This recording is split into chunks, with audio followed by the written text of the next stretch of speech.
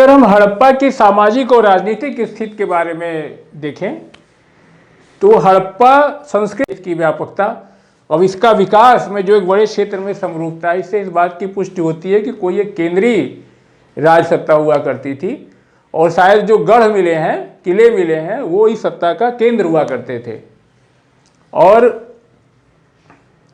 समाज श्रेणियों में वर्गीकृत था। ऐसा लगता है कि जो मकान मिले हैं, मकानों की संरचना देखी जाए, उनका बनावट देखा जाए, या शवों के दफनाने के जो अलग अलग तरीके मिले हैं, या जो नगर नियोजन है, खुद किलों की स्थिति ये बताती है कि जो सत्ता का केंद्र हुआ करता था, जो शासक वर्ग रहा करते थे, ऐसा लगता है कि उन गढ़ों में रहा करते थे और सामान्य लोग ईंट के मकानों में, और समाज वर्गीकृत था।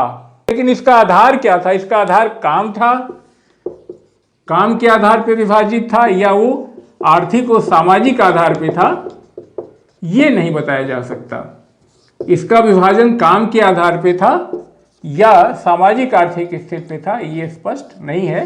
लेकिन ऐसा लगता है कि समाज जो है, शासक वर्ग, पुरोहित वर्ग, कारीगर और नौकरशाह, जिसमें कि शासक, नौकरशाह, पुरोहित और शिल्पी और श्रमिक, ऐसा लगता है कि इन वर्गों में विभाजित था। ठीक। और आगे देखें तो हड़प्पा का जो समाज था, हाँ, हड़प्पा पे शासन की बात जहाँ तक है तो इसमें मतभेद है। स्टुअर्ट पिगट का नाम सुना होगा आपने। स्टुअर्ट पिगट, उनका मानना है कि यहाँ पे पुरोहितों का शासन था। शासक वर्ग कौन हुआ करते थे, शासन किसके हाथ में था? तो स्टुअर्ट पिगट कहते हैं कि पुरोहितों का शासन था। और वो ये भी बताते हैं कि जुड़वा राजधानी थी। कहते हैं कि हड़प्पा की जुड़वा राजधानी थी, हड़प्पा संस्कृति की, एक हड़प्पा में और मोहनजोदड़ो, यानी हड़प्पा मोहनजोदड़ो दोनों जो है ट्विन कैपिटल थी इस बड़े साम्राज्य की, ऐसा स्टुअर्ट पिगट साहब कहते हैं। और पुरोहितों का शासन था। और हंटर साहब ने क्या कहा? हंटर साहब ने ये कहा कि वहां पे जो है क्या था, उन्होंने कहा कि ये राजतंत्र नहीं था, जनतंत्र था। वो कहते हैं कि जनतंत्र था। हंटर साहब का मानना है कि वहां पे हड़प्पा का शासन जो है जनतंत्र था, वहां कोई राजशाही व्यवस्था नहीं थी। और व्हीलर का कहना है, व्हीलर साहब ये कहते हैं कि यहाँ पे मध्य वर्ग जनतंत्र था, मध्यवर्गीय जनतंत्र था। लेकिन जो सबसे लोकप्रिय मत है वो ये है कि ये जो है यहाँ का शासन किसके हाथ में हुआ करता था? वणिक वर्ग के हाथ में था। वणिक वर्ग का शासन हुआ करता था। ये लोकप्रिय मत है कि हड़प्पा पे जो शासन था वो वणिक वर्ग का हुआ करता था। यह ध्यान रखने की बात है कि स्टुअर्ट पिगट ने सिर्फ पुरोहितों का शासन कहा और हड़प्पा और मोहनजोदड़ो को जो है ट्विन कैपिटल बताया। ठीक। और हंटर साहब ने कहा कि वहाँ पे जो है जनतंत्रात्मक व्यवस्था थी, राजतंत्र नहीं था। और व्हीलर का ये मानना है, व्हीलर ने ये कहा कि मध्यवर्गीय था, वहाँ पे मध्यवर्गीय यानी मिडिल क्लास का वो जनतंत्र था। और हाँ, और वहाँ पे धर्म की महत्ता स्थापित थी। और व्हीलर साहब ने कहा कि मध्यवर्गीय जनतंत्र था और वहाँ पे धर्म की महत्ता स्थापित थी। बट पॉपुलर मत जो है वो ये है कि वणिक वर्ग का शासन था। समाज की इकाई परिवार ही हुआ करता था उस समय भी। और हड़प्पा समाज के लोग शांतिप्रिय थे, युद्ध में ज़्यादा विश्वास नहीं रखते थे। और मातृदेवी की जो मूर्तियाँ मिली हैं जगह जगह ढेर सारी, और मोहरों पर अंकित हैं, उससे लगता है कि समाज में स्त्रियों का महत्वपूर्ण सम्मान था। कुछ लोग ये मानना है कि हड़प्पा संस्कृति जो है मातृसत्तात्मक थी। वस्त्र का जहाँ तक सवाल है तो पहनावा उनका क्या था, आभूषण स्त्री पुरुष दोनों धारण करते थे। और वो क्षेत्र उस समय जाड़ा वहाँ पड़ता था तो ऊनी वस्त्र का भी उन्हें ज्ञान था, सूती ऊनी दोनों वस्त्र पहनते थे। आभूषण स्त्री पुरुष दोनों पहना करते थे। आभूषणों की बात जहाँ तक बताया कि अब अफगानिस्तान से सोना चांदी आता था, दक्षिण भारत से रत्न, तो रत्न आभूषणों का शौक था हड़प्पाइयों को, और वो उसको धारण करते थे। स्त्री पुरुष दोनों धारण करते थे। ये बातें हो गई। मनोरंजन का जहाँ तक सवाल है, तो ये प्राचीन मनोरंजन जैसे पासा खेलना, जानवरों को लड़ा करके, जानवरों को जो है लड़ाना, आपस में जानवरों की लड़ाई देखना, नृत्य देखना, और शिकार करना, ये सब शौक हड़प्पा वासियों के भी थे। और हड़प्पा संस्कृति में पकी हुई मिट्टी की स्त्री की मूर्तियां, पकी हुई मिट्टी की स्त्री की मूर्ति भारी संख्या में मिली है, बड़ी संख्या में पाई गई है। कहा कि लगता है कि ये मातृसत्तात्मक समाज था हिंदू सभ्यता।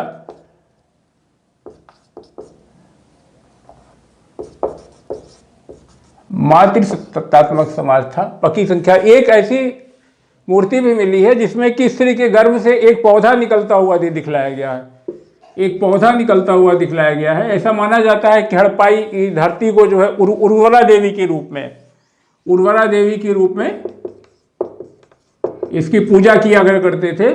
और उस वृक्ष का मतलब वो जो है पौधों के उद्भव और विकास से संबंधित है। और ये स्त्री, ये धरती की पूजा जो है, ये पृथ्वी देवी की प्रतिमा इसको माना जाता है, और लगता है कि पृथ्वी देवी की पूजा करते थे। जिस तरह से नील की सभ्यता में हम देखें, मिस्र की सभ्यता में जिस तरीके से मिस्र में नील की घाटी में जो सभ्यता पुष्पित और पल्लवित हुई थी, तो वहाँ के लोग जो है नील की देवी आइसिस की पूजा किया करते थे। नील की देवी आइसिस की पूजा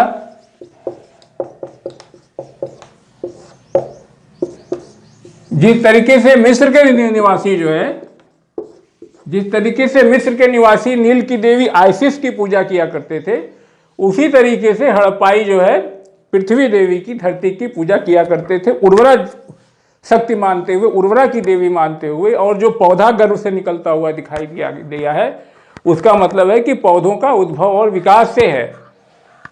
तो ये बात हो गई। और एक और चीज है कि एक पुरुष देवता, पुरुष देवता की जो है की मूर्ति एक मुहर पे मिली है। उसमें ये है, क्या है, सिर पर 3 सींग है, सिर पर 3 सींग, और पद्मासन में योगी जो है, योगी पद्मासन मुद्रा में बैठा है, ध्यान लगाए हुए बैठा है। और एक हाथी, एक बाघ, एक क्या कहते हैं उसको, गेंडा, गेंडा, और आसन के नीचे जो है, उसके आसन के नीचे एक भैंसा है, और पैरों के पास 2 हिरण है, पैरों के पास 2 हिरण है। ठीक, ये है एक पुरुष देवता की मिले हैं, एक मुहर पे जो है चित्रित हैं। ये ऊपर वाली बात हो गई। स्त्री के गर्भ से निकलता हुआ एक पौधा दिखाया गया है, इसका मतलब है कि धरती को उर्वरा देवी के रूप में पूजा करते थे। दूसरा ये है, एक जो महत्वपूर्ण है, वो पुरुष देवता एक मुहर पे चित्रित मिले हैं, जिनके सिर पे 3 सींग है, 3 सींग है, हाँ 3 सींग है। और वो जो योगी बैठे हुए हैं, वो पद्मासन मुद्रा लगाए बैठे हैं, पैर पे पैर चढ़ाए हुए ऐसे पद्मासन मुद्रा लगाए बैठे हैं। और उनके पास क्या है, एक हाथी, एक बाघ, एक गेंडा, और आसन के नीचे एक भैंसा है उस चित्र में, और पैरों के पास 2 हिरण हैं। ये ध्यान रखिएगा थोड़ा सा। हाथी क्या क्या मिला है पूछ सकता है, हाथी, गेंडा, भैंसा, हाथी, एक बाघ, एक गैंडा, हाथी, बाघ, गैंडा, क्या क्या मिला है ध्यान रखिएगा, एक हाथी, एक बाघ, एक गैंडा, और आसन के नीचे एक भैंसा है उस चित्र में, और पैरों के पास 2 हिरण है। ये मूर्ति मिली है। इसको, इसकी पहचान, इसको लोग कहते हैं कि शायद ये उस समय लोग क्या कहते हैं कि पशुपति महादेव, इसको हुआ कि ये पशुपति महादेव की मूर्ति माना जाता है, पशुपति महादेव। और ये भी है कि लिंग पूजा के भी साक्ष्य हड़प्पा संस्कृति से मिले हैं। और ये भी जान लिए कि हड़प्पा संस्कृति के लोग वेजिटेरियन नॉन वेजिटेरियन दोनों थे, वेज नॉन वेज दोनों पसंद करते थे। और ये पशुपति महादेव, ये जो पुरुष देवता की मुहर मिली है, इसकी पहचान लोग कहते हैं पशुपति महादेव, यानी पशुपति महादेव उस समय से जो है हुआ करते थे। और लिंग पूजा प्रचलन था। बाद में जो है लिंग पूजा का, अगर आप ऋग्वेद में देखेंगे तो हमारे ऋग्वेद में जो है लिंग पूजा का उल्लेख है, ऋग्वेद में लिंग पूजा का उल्लेख है। लेकिन ये लिंग पूजा आर्येतर लोग किया करते थे, जो आर्य नहीं थे वो लिंग पूजा किया करते थे। और बाद में जो है शिव की पहचान जो है बाद के समय में आकर के, आगे हम पढ़ेंगे इसको वैदिक सभ्यता में, वो आकर के गहन रूप से जुड़ जाती है लिंग पूजा से आगे चल के बाद में। यानी लिंग पूजा का साक्ष्य जो ऋग्वेद में जो हमारे आर्येतर लोग जो लिंग पूजा करते थे उसका उद्भव हड़प्पा काल में ही था। और हमारे सिंधुवासी जो है पशु और क्या कहते हैं कि उसको वृक्ष और मनुष्य की पूजा देवता के रूप में किया करते थे। आप देखेंगे एक पीपल का वृक्ष जो मिला है सिंधुआ, एक पीपल का वृक्ष, पीपल के वृक्ष के डालों के बीच में एक देवता विराजमान है। इससे लगता है कि पीपल के वृक्ष को देवता का रूप माना जाता था। वो सिंधु क्षेत्र के लोग, सिंधुवासी, उसकी पूजा किया करते थे। और आज भी आप देखेंगे, है कि नहीं, आज भी आप देखेंगे कि हमारे समाज में पीपल को वैसे ही श्रद्धा से पूजा जाता है। ये परंपरा तब से चली आ रही है। इसी तरीके से आप हम देखें कि हमारे मुहरों पे जो पशुओं की आकृतियां हैं, पशुओं की भी पूजा की जाती थी। खास करके एक महत्वपूर्ण पशु था हमारा यूनिकॉर्न, एक सिंगी जीव जिसे हम गैंडा जिसकी पहचान करते हैं, और दूसरा कुबड़ वाला बैल, कुबड़ वाला बैल, ये दो थे। एक जिसको हम कहते हैं एक सींग वाला जो है जानवर यूनिकॉर्न, जिसकी पहचान गैंडा के रूप में होती है, और दूसरा कुबड़ वाला ऊंट। लेकिन गाय के बारे में, गाय की पूजा के बारे में कोई साक्ष्य नहीं मिलता। और सिंध क्षेत्र के लोग इनकी पूजा जरूर करते थे। पशु और क्या कहते हैं कि मानव और वृक्ष की पूजा देवता समझ के जरूर करते थे। लेकिन हाँ, मंदिर कहीं नहीं मिले हैं सिंधु क्षेत्र में। अगर कहीं ये प्रश्नगत होता है कि मंदिर मिले हैं, तो मंदिर नहीं मिले हैं, मंदिर नहीं बनाया करते थे, जैसा कि आमतौर पे सिंधु और मेसोपोटामिया की सभ्यता में था। और ये भी ध्यान देने की बात है कि स्वास्तिक, आप जानते हैं ना, मोहनजोदड़ो में क्या मिला है, स्वास्तिक, एक मुहर मिली है। मुहर जानते हैं कि हमारी इनकी सर्वश्रेष्ठ कलाकृति है। मुहर जो है सर्वश्रेष्ठ कलाकृति है।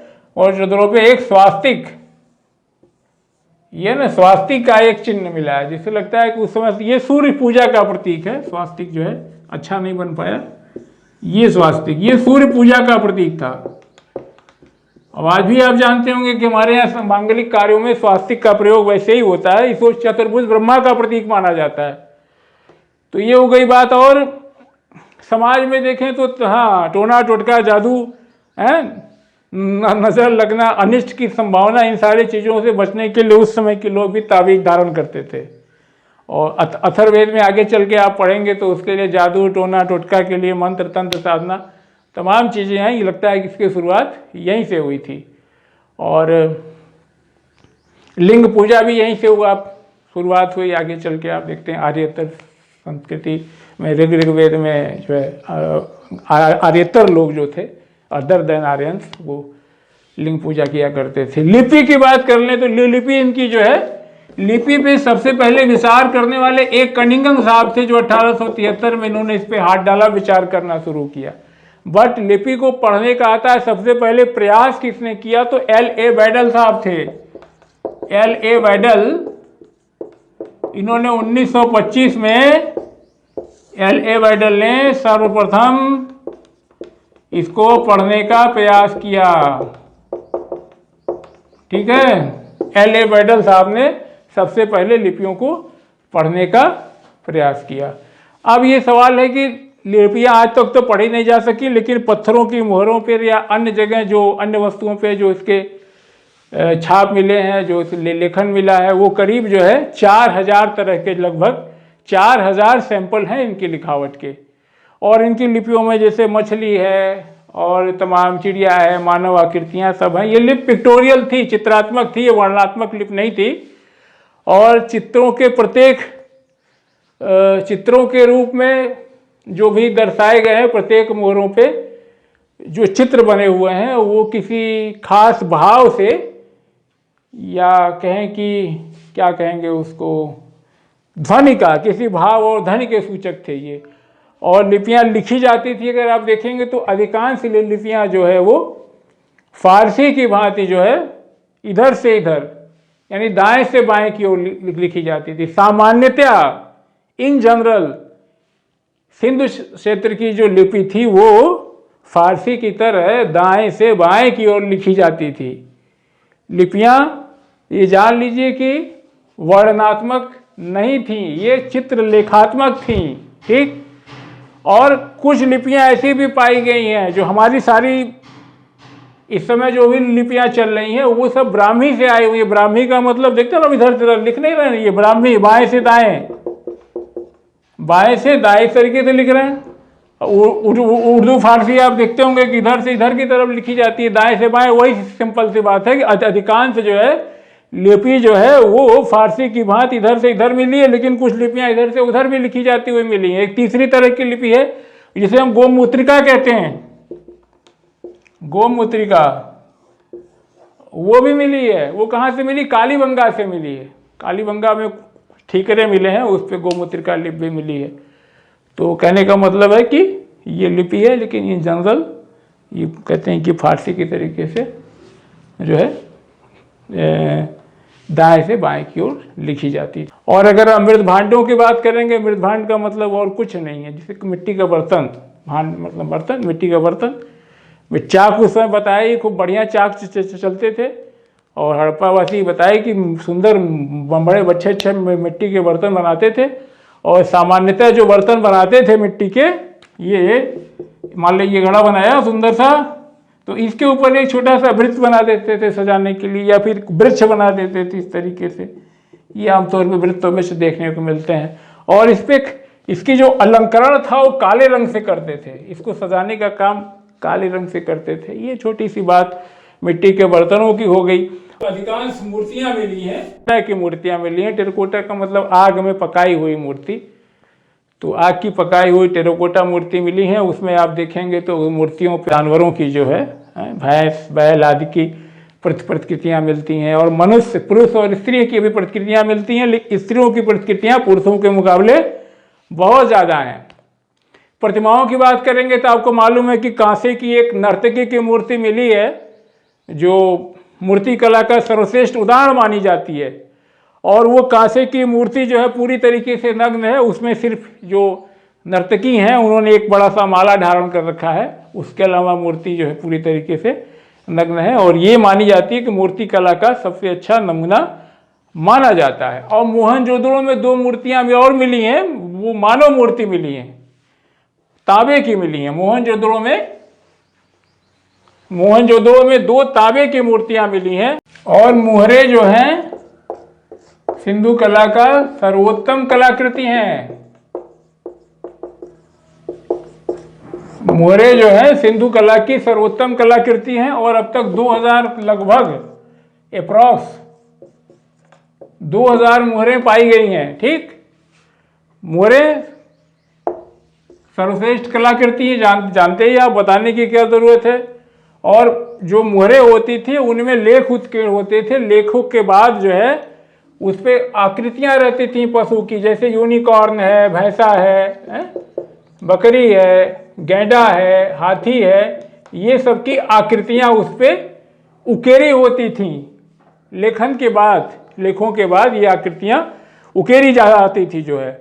और लोथल व देसलपुर से, लोथल और देसलपुर 2 जगह से तांबे की मुहरें मिली हैं, तांबे की मुहरें मिली हैं। लोथलपुर और देसलपुर दो जगह है, ऐसा ध्यान रखिएगा, लोथलपुर और देसलपुर, जहां से तांबे की मुहर मिली है, सील, कॉपर की सील मिली है। बट इसके अलावा अधिकांश जितनी भी हैं सब क्या है, स्टीलाइट हैं। STEALITE, स्टीलाइट, जिसे हिंदी में आप सेलखड़ी कहते हैं।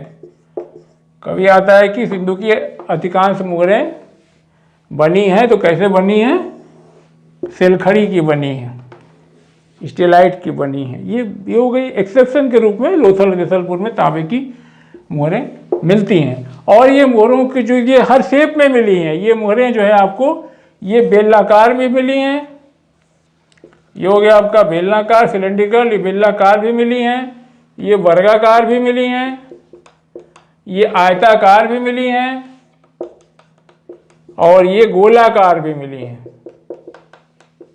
ठीक, तो ये देखिए ये मुहरें जो मिली हैं ये बेलनाकार रूप में भी मिली हैं, वर्गाकार भी हैं, आयताकार भी हैं और गोलाकार भी हैं। संक्षेप में ये लिपि की बात हो गई। हमारे सिंधु क्षेत्र के लोग जो है मध्य एशिया तक, मेसोपोटामिया तक व्यापार किया करते थे। तो व्यापार के लिए आवश्यक था कि उनके पास एक सुविकसित तौलने की, वजन करने की और माप की एक प्रणाली होती, जो कि थी। और आप देखेंगे कि मनकों के और जवाहरात के आपको मिलेंगे तौलने के लिए, बाट मिलेंगे, कहीं कहीं तो मनकों और जवाहरातों के आपको बाट मिलते हैं।